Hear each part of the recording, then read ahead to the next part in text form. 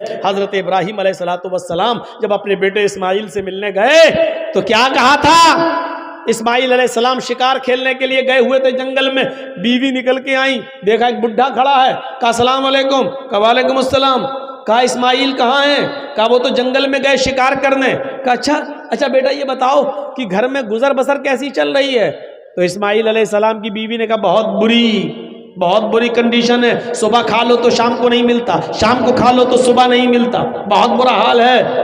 حضرت ابراہیم علیہ السلام نے کہا ٹھیک ہے بیٹا کوئی بات نہیں، وہ آ جائیں جب تمہارے پتی گھر میں تو ان سے کہنا کہ ایک بوڑھا آدمی آیا تھا، اس نے تم کو سلام کہا ہے، اور دوسری بات اس نے یہ کہی ہے کہ گھر کی چوکھٹ ٹھیک نہیں ہے، گھر کی چوکھٹ بدل دو۔ چوکھٹ سمجھتے ہیں نا، دروازے پہ جو سامنے لگی ہوتی ہے چوکھٹ، کا گھر کی چوکھٹ بدل دو۔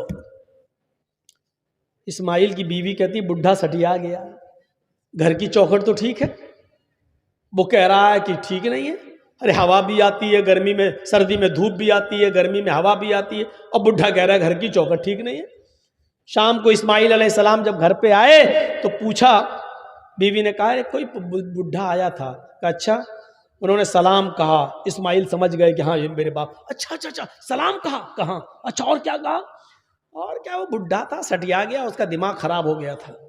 کہا نہیں بتاؤ تو کیا کہا اس نے؟ کہا گھر کی چوکھٹ ٹھیک نہیں ہے، اپنے پتی سے کہنا، شوہر سے کہنا گھر کی چوکھٹ بدل دو۔ کہا میری بیوی گھر کی چوکھٹ بدلنے کو کہا؟ کہاں، کیوں، کیا کچھ پوچھا تھا اس نے؟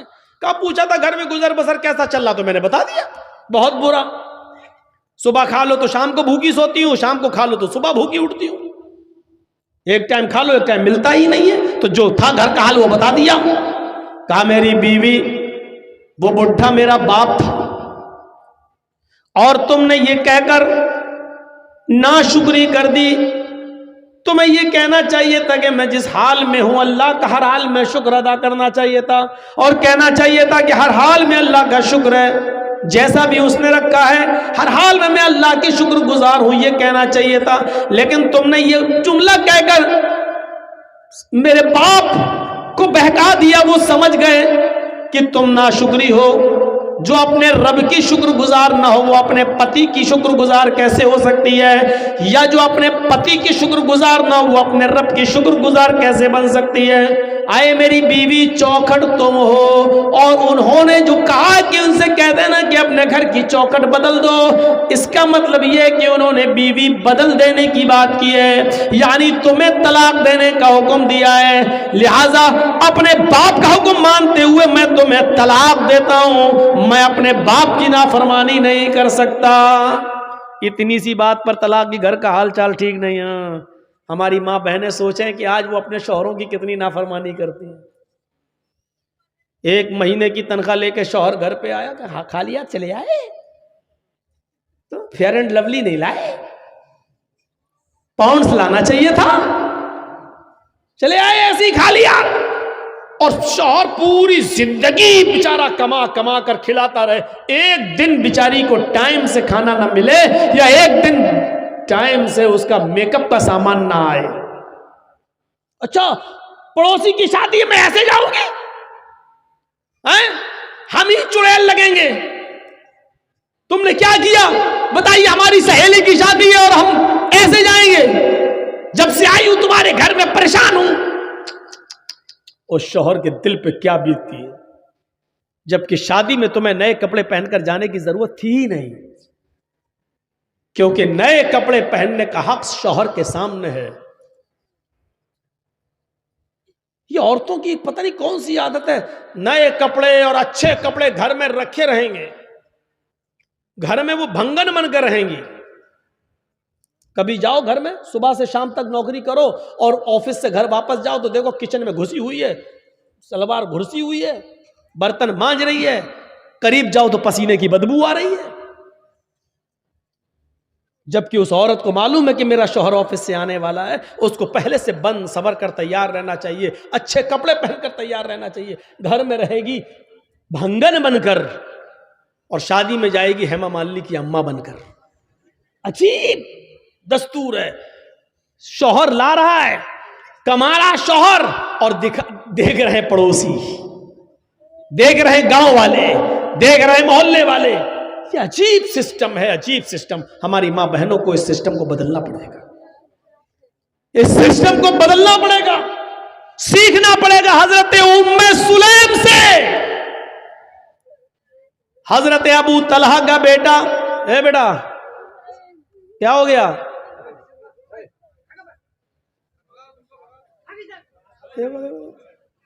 ارے کیا ہوا؟ پیشاب لگ رہا تو جاؤ نا، کہ یہی کرو گے؟ جاؤ جاؤ، شادی ہو گئی تمہاری؟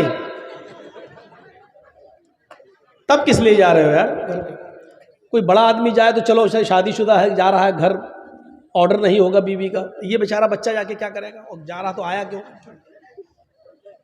ایک جلسہ میں تو 80 سال کا بڈھا اٹھ کے جانے لگا. ہم نے کہا اب کیا کرو گے چاچا گھر میں جا کر؟ اب تو چاچی بھی تمہارا انتظار نہیں کر سکتی بیچاری. تو بیچ میں مت اٹھا کرو بھائی، پیچھے سے اٹھ جاؤ کوئی دقت نہیں ہے، سامنے سے اٹھتے ہیں تو ہم کو تھوڑا سا اچھا نہیں لگتا. تو یہ ام سلیم کو دیکھیے آپ، ابو طلحہ کا بیٹا ام سلیم کا بیمار رہتا تھا، روزانہ خیر خیریت پوچھتے تھے. ایک دن دیر سے آئے اور بچے کا انتقال ہو گیا. سوچئے بچے کا انتقال.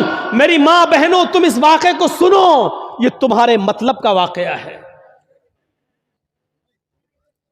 شوہر ذرا دیر سے گھر سے کام سے آئے، تھکے ہوئے تھے، سیدھے روم میں چلے گئے.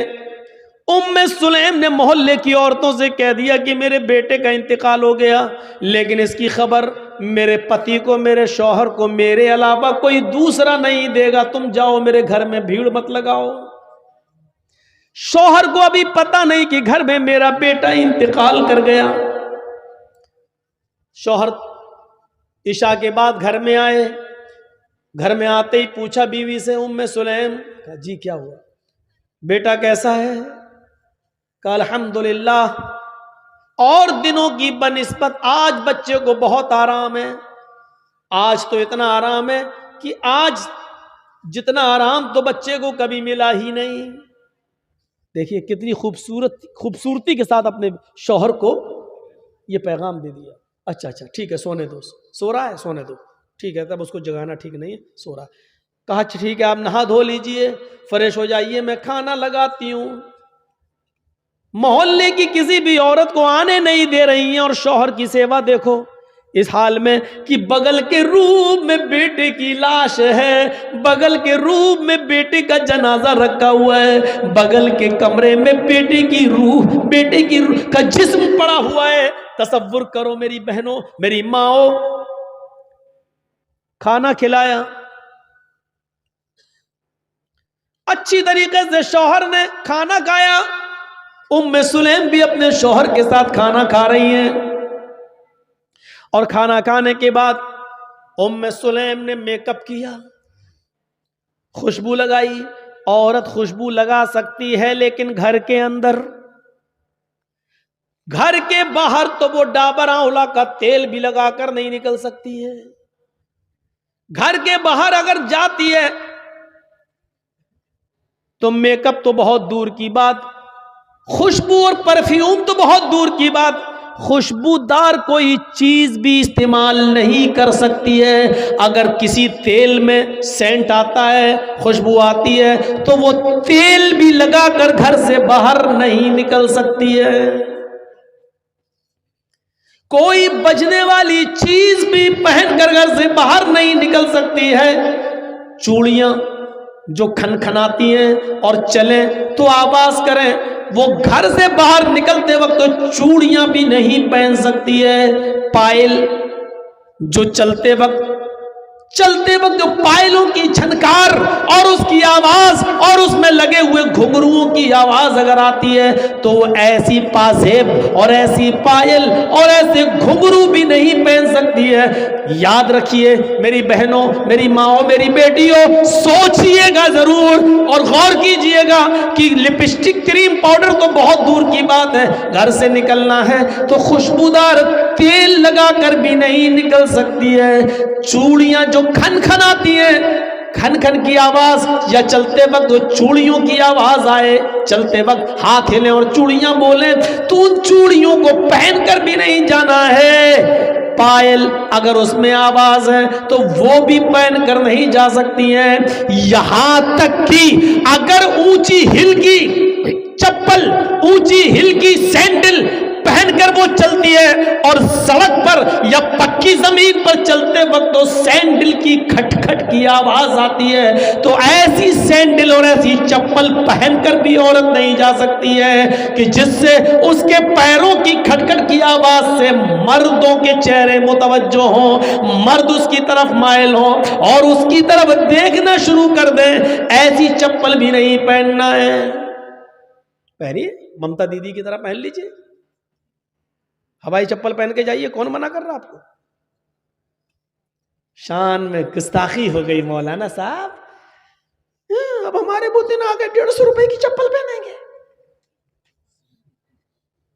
اب تم 300 کی 500 کی ہل والی چپل پہنو گی، ہل والی چپل پہن کے جاؤ گی تو بولے گی کھٹ کھٹ، ادھر نوجوانوں کی دل بولیں گے دھاک دھاک۔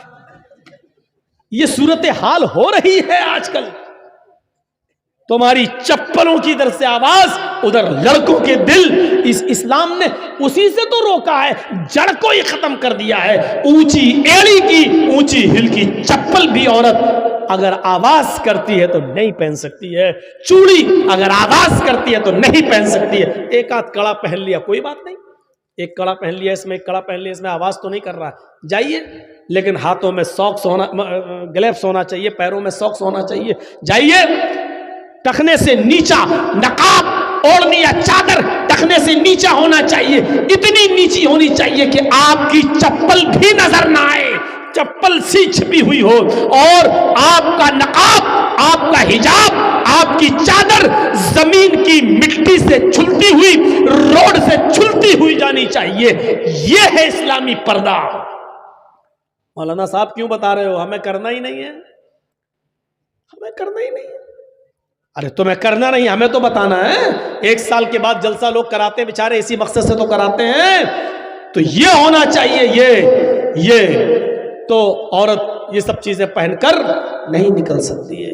اس ابراہیم علیہ السلام نے کہا بیوی کو طلاق دے دیا، کہا میں نہیں رکھ سکتا۔ ہماری ماں بہنوں، ام سلیم کے اس واقعے سے عبرت حاصل کرو۔ میک اپ کرتی ہیں، خوشبو لگاتی ہیں، خوشبو لگانے کے بعد وہ اپنے شوہر کے پاس بھی جاتی ہیں اور وہ اپنے شوہر سے مجامعت بھی کرتی ہیں، ہم بستر بھی ہوتی ہیں۔ سوچئے، بغل میں بیٹے کی لاش ہے، بیٹے کا جنازہ ہے، اور وہ رات میں میک اپ۔ تصور کریں ہماری بہنیں اور ہماری قوم کی بیٹیاں، کیا گھر میں آپ کے بیٹے کا انتقال ہو جائے، کیا ایسی صورت میں اپنے شوہر کو اتنا خوش رکھ سکتی ہیں؟ ہم بستری کے بعد جب دونوں فارغ ہوئے، شوہر نے جلدی سے غسل کر لیا، رات میں پیار بھری باتیں ہوتی رہی، بات بچے کی نکل آئی۔ بیوی نے بڑے پیار سے کہا، ام سلیم نے، آج مجھے ایک سوال میرے ذہن میں کھٹک رہا ہے جو دور نہیں ہو رہا ہے، بڑی میں پس و پیش میں، شچو پنج میں پھنسی ہوئی ہوں کہ کیا ہونا چاہیے۔ ابو طلحہ نے کہا کیا بات ہے بتاؤ؟ کہا کہ میری ایک سہیلی نے کچھ مہینے پہلے ایک امانت میرے پاس رکھی تھی جو بہت قیمتی امانت تھی، اور یہ کہا تھا کہ میں کہیں دور جا رہی ہوں، 2 4 6 مہینے کے بعد جب میں واپس آ جاؤں تو میری امانت واپس کر دیجئے۔ لیکن میرے پتی جی، میرے ہسبینڈ، اس نے جو امانت دی تھی وہ مجھے بہت پسند آ گئی، میرا دل اس پر آ گیا، میں چاہتی ہوں کہ اس کو رکھ لوں اور اس جس کی امانت تھی اس کو میں واپس نہ کروں۔ ابو طلحہ نے کہا نہیں، یہ تو غلط بات ہے، یہ امانت میں خیانت ہے، یہ گناہ ہوگا۔ اگر وہ اپنی امانت مانگ رہی ہے تمہاری سہیلی تو اس کی امانت تمہیں واپس کرنا پڑے گی۔ کہا لیکن وہ امانت مجھے بہت پسند ہے، اس چیز پر میرا دل آ گیا ہے، میں نہیں چاہتی ہوں کہ اس کو وہ دوں۔ ابو طلحہ نے کہا تم بہت غلط کر رہی ہو، تمہیں اس کی امانت دینا پڑے گی ورنہ جہنم میں جاؤ گی، بے ایمانی مت کرو۔ جس کی امانت تھی اس کی امانت واپس کر دو۔ کہا میرے پیارے شوہر تو پھر ایک امانت اللہ نے مجھے دی تھی،